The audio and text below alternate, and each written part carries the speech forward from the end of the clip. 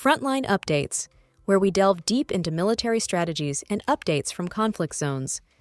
Today, we're discussing the progress of the ongoing special military operation as of September 10, 2024. I'm your host, Sharifa Muhammad, MGT. I'm Colonel A.C. Oguntoye, an infantry officer. Air and missile strikes, Russian operational tactical aviation, UAVs, missile troops, and artillery destroyed an M270 MLRS system, a UAV production workshop, and targeted Ukrainian military airfields and equipment concentrations. Russian air defense systems intercepted 7 French-made Hammer-guided bombs, 7 U.S.-made HIMARS rockets, and 175 Ukrainian drones. Welcome to Frontline Updates podcast, where we provide the latest updates on global military operations.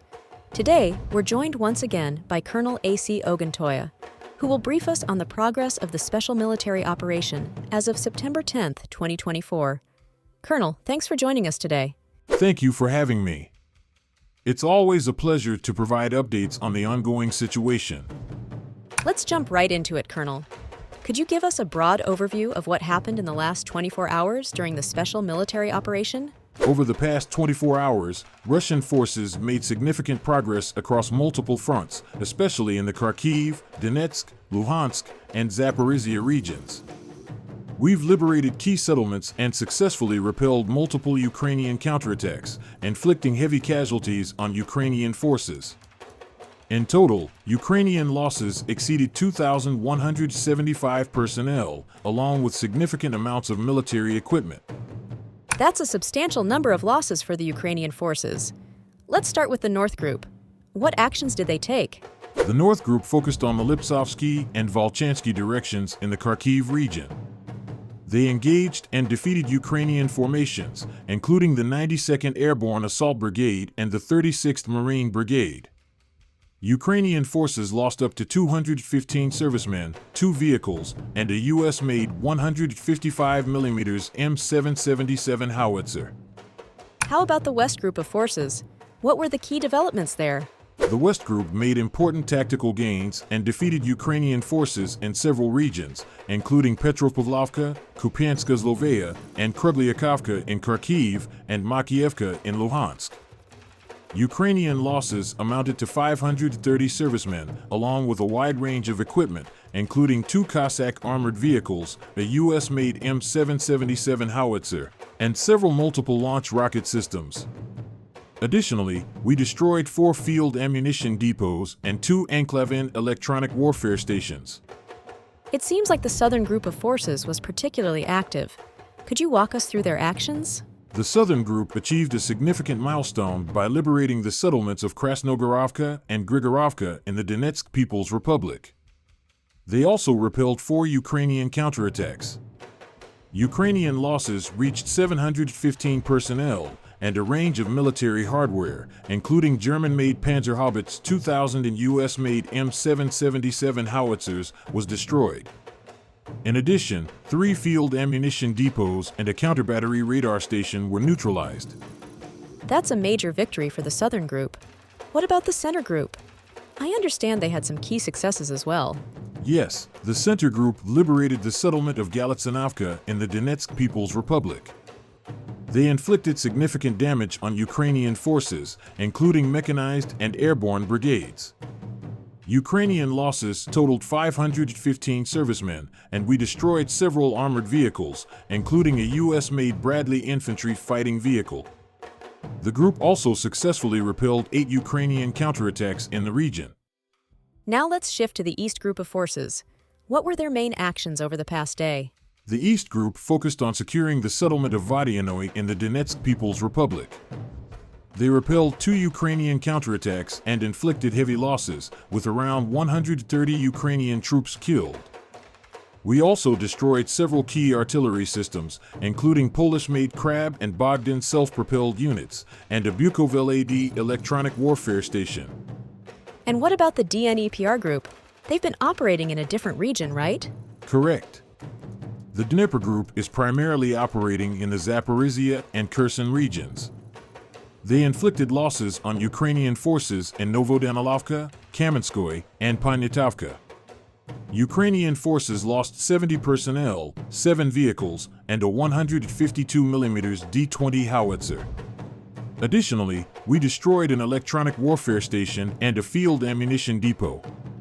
Beyond these ground operations, how have air and missile strikes contributed to the overall mission?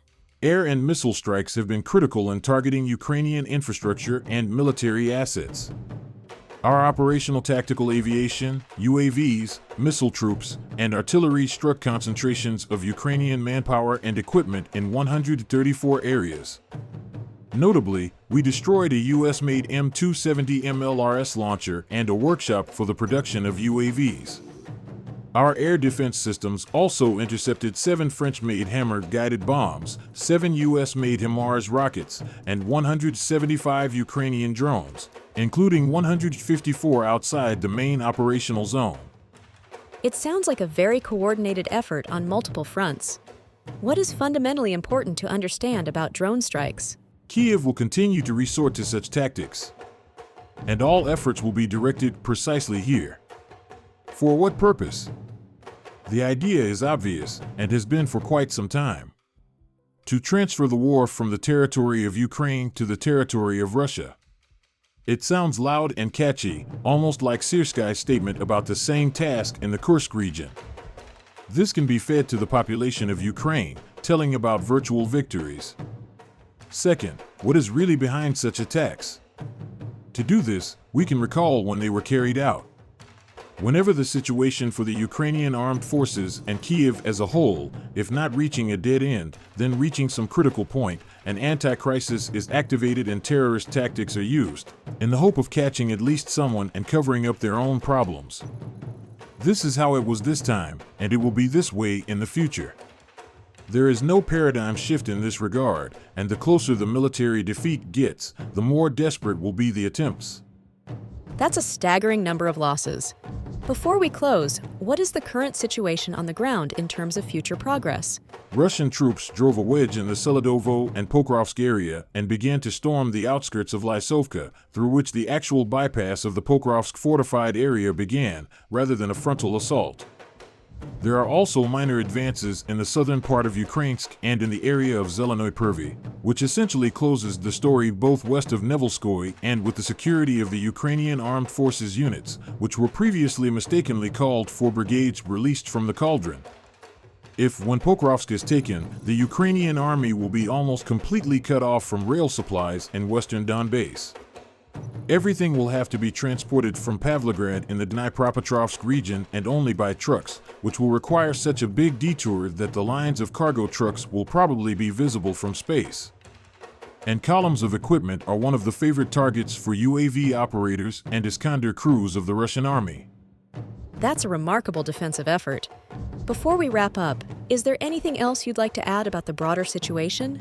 The Ubladar fortified area was a strong defensive node, the assault on which for a long time ran into many different problems. After the capture of Vodianoy and the Yezno-Donbaskia, there are still fights for it. 2 key issues remain to be resolved. First, to cut off the road through which Ubladar and the garrison remaining there are supplied. Fire control over it already exists. Second, to tighten the pincers from the side of Prechistavka and, if the situation allows, from the side of Pavlovka.